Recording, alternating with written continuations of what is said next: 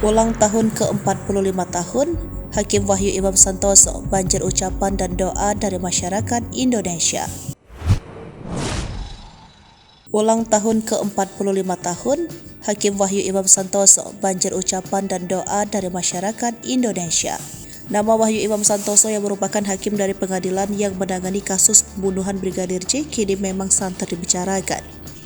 Masyarakat Indonesia saat ini masih membanggakan sosok Hakim Wahyu Imam Santoso. Publik menilai keputusan Hakim Wahyu Imam Santoso yang memberikan vonis mati kepada Ferdy Sambo adalah keputusan yang paling tepat dan adil. Tak heran banyak masyarakat Indonesia yang merasa kehadirannya di tubuh pengadilan adalah sebagai bukti bahwa Indonesia masih memiliki hakim yang adil. Tak hanya hukuman yang dijatuhkan kepada Ferdy Sambo, Hakim Wahyu Imam Santoso dinilai memberikan hukuman yang adil untuk keempat tersangka lainnya.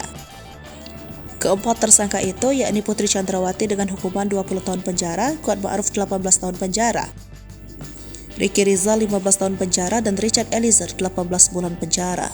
Baru menyelesaikan persidangan kasus pembunuhan Brigadir J yang melibatkan Kadif Propam Ferdy Sambo, nama Wahyu Imam Santoso kembali mencuat. Sang hakim kembali banjir ucapan dan doa dari masyarakat seluruh Indonesia, karena diketahui pada 17 Februari sang hakim genap berusia 45 tahun.